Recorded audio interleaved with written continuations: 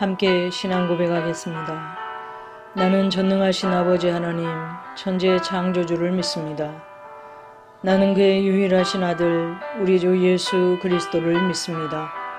그는 성령으로 잉태되어 동정녀 마리아에게서 나시고 본디오 빌라도에게 고난을 받아 십자가에 못 박혀 죽으시고 장사된 지 사흘 만에 죽은 자 가운데서 다시 살아나셨으며 하늘에 오르시어 전능하신 아버지 하나님 우편에 앉아 계시다가 거기로부터 살아있는 자와 죽은 자를 심판하러 오십니다.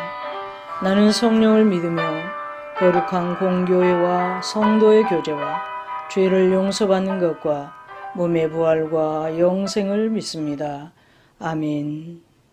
오늘 말씀은 로마서 7장입니다. 형제들아, 내가 법 아는 자들에게 말하노니 너희는 그 법이 사람이 살 동안만 그를 주관하는 줄 알지 못하느냐.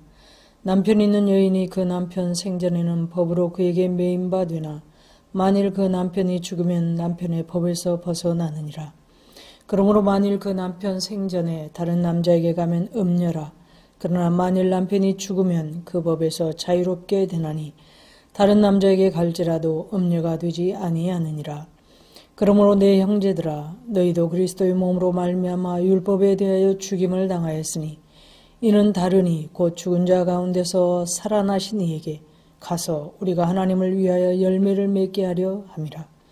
우리가 육신에 있을 때에는 율법으로 말미암는 죄의 정욕이 우리 지체 중에 역사하여 우리로 사망을 위하여 열매를 맺게 하였더니 이제는 우리가 얽매였던 것에 대하여 죽었으므로 율법에서 벗어났나니 이러므로 우리가 영의 새로운 것으로 섬길 것이요 율법 조문에 묵은 것으로 아니할지니라. 그런즉 우리가 무슨 말을 하리요? 율법이 죄냐? 그럴 수 없느니라. 율법으로 말미암지 않고는 내가 죄를 알지 못하였으니 곧 율법이 탐내지 말라 하지 아니하였더라면 내가 탐심을 알지 못하였으리라. 그러나 죄가 기회를 타서 계명으로 말미암아 내 속에서 온갖 탐심을 이루었나니 이는 율법이 없으면 죄가 죽은 것임이라. 전에 율법을 깨닫지 못했을 때에는 내가 살았더니 계명이 이름에 죄는 살아나고 나는 죽었도다. 생명에 이르게 할 그 계명이 내게 대하여 도리어 사망에 이르게 하는 것이 되었도다. 죄가 기회를 타서 계명으로 말미암아 나를 속이고 그것으로 나를 죽였는지라. 이로보건대 율법은 거룩하고 계명도 거룩하고 의로우며 선하도다. 그런즉 선한 것이 내게 사망이 되었느냐? 그럴 수 없느니라. 오직 죄가 죄로 드러나기 위하여 선한 그것으로 말미암아 나를 죽게 만들었으니 이는 계명으로 말미암아 죄로 심히 죄되게 하려 함이라. 우리가 율법은 신령한 줄 알거니와 나는 육신에 속하여 죄 아래 팔렸도다. 내가 행하는 것을 내가 알지 못하노니 곧 내가 원하는 것은 행하지 아니하고 도리어 미워하는 것을 행함이라. 만일 내가 원하지 아니하는 그것을 행하면 내가 이로써 율법이 선한 것을 시인하노니 이제는 그것을 행하는 자가 내가 아니요 내 속에 거하는 죄니라. 내 속 곧 내 육신에 선한 것이 거하지 아니하는 줄을 아노니 원함은 내게 있으나 선을 행하는 것은 없노라. 내가 원하는 바 선은 행하지 아니하고 도리어 원하지 아니하는 바 악을 행하는도다. 만일 내가 원하지 아니하는 그것을 하면 이를 행하는 자는 내가 아니요 내 속에 거하는 죄니라. 그러므로 내가 한 법을 깨달았노니 곧 선을 행하기 원하는 나에게 악이 함께 있는 것이로다. 내 속 사람으로는 하나님의 법을 즐거워하되 내 지체 속에서 한 다른 법이 내 마음의 법과 싸워 내 지체 속에 있는 죄의 법으로 나를 사로잡는 것을 보는도다. 오호라, 나는 공고한 사람이로다. 이 사망의 몸에서 누가 나를 건져내랴. 우리 주 예수 그리스도로 말미암아 하나님께 감사하리로다. 그런즉 내 자신이 마음으로는 하나님의 법을 육신으로는 죄의 법을 섬기노라. 오늘 말씀은 남편과 아내 관계에 대한 이야기로 시작되고 있습니다. 2절입니다. 남편 있는 여인이 그 남편 생전에는 법으로 그에게 매인 바 되나 만일 그 남편이 죽으면 남편의 법에서 벗어나느니라. 일반적으로 모든 법은 사람이 살아있는 동안의 구속력을 가지고 있습니다. 결혼한 여인도 그렇습니다. 남편이 살아있을 동안에는 남편에게 법적으로 매여 있지만 남편이 죽으면 남편으로부터 자유로워집니다. 남편이 죽으면 아내는 결혼 서약으로부터 자유케 됩니다.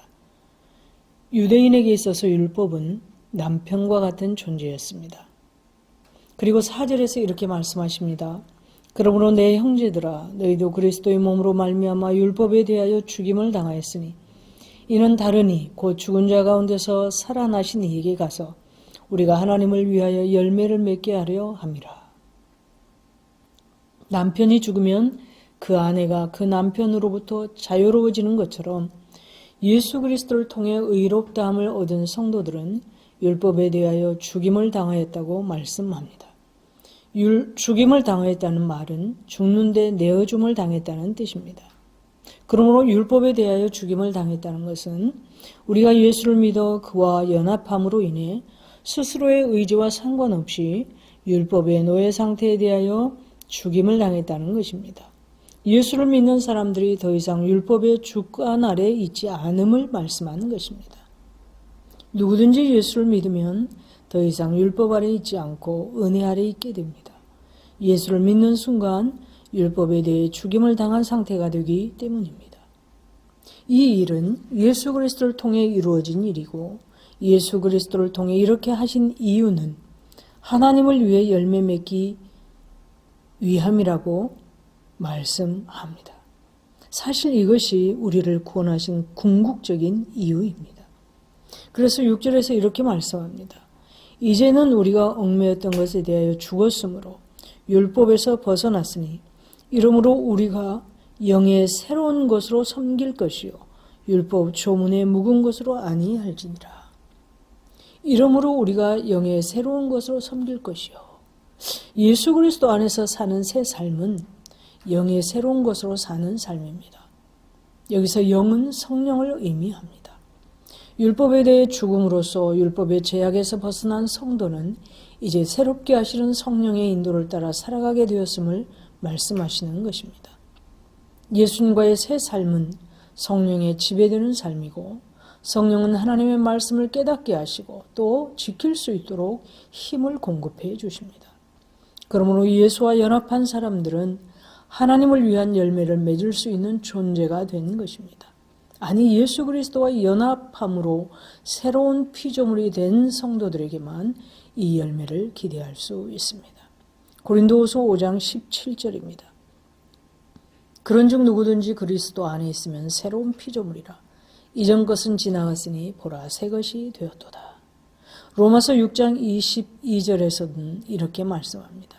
그러나 이제는 너희가 죄로부터 해방되고 하나님께 종이 되어 거룩함이 이르는 열매를 맺었으니 그 마지막은 영생이라. 성도는 그리스도 안에서 성령의 인도를 따라 살아가므로 하나님을 위해 열매 맺는 새로운 삶을 살 수 있게 되었습니다. 성령의 능력으로 하나님의 말씀에 순종할 때 맺히는 열매는 거룩입니다. 사랑의 섬김입니다. 그리고 성도는 거룩의 삶을 살 때 진정으로 행복합니다. 그러나 그 누구도 육신을 입고 있는 동안에는 죄의 유혹과 넘어짐의 가능성으로부터 자유롭지 못합니다. 회심하고 예수를 믿는 것이 죄로부터 자유하도록 하지는 못합니다. 그래서 바울은 자기 속의 죄의 요구가 계속해서 갈등을 일으키고 있다고 고백합니다. 바울은 어떤 삶이 선한 삶인지 알지만 그대로 행할 능력이 없는 자신의 약함을 이렇게 표현합니다. 18절, 19절입니다. 내 속 곧 내 육신에 선한 것이 거하지 아니하는 줄을 아노니 원함은 내게 있으나 선을 행하는 것은 없노라. 내가 원하는 바 선은 행하지 아니하고 도리어 원하지 아니하는 바 악을 행하는도다. 하나님의 법을 좋아하지만 다른 법, 죄의 법, 육신의 법이 하나님의 뜻에 순종하려는 마음의 법을 계속해서 가로막는다는 것입니다. 하나님의 법과 대조되는 죄의 법, 육신의 법은 거듭나지 못한 사람뿐 아니라 거듭난 사람의 육신 안에서도 역사는 강력한 육신의 요구를 가리킵니다. 하나님께 순종하려는 성령의 요구와 넘어지게 하려는 육신의 요구 사이에서 계속 싸우게 됩니다. 그러므로 거룩한 삶을 추구하는 성도에게는 영적 전쟁이 불가피합니다. 그래서 바울은 이렇게 고백합니다. 24절, 25절입니다. 오라 나는 공고한 사람이로다. 이 사망의 몸에서 누가 나를 건져내랴. 우리 주 예수 그리스도로 말미암아 하나님께 감사하리로다. 그런즉 내 자신이 마음으로는 하나님의 법을 육신으로는 죄의 법을 섬기노라. 성도는 이 땅에서 육신을 입고 사는 동안은 결코 완전한 순종에 도달할 수는 없습니다.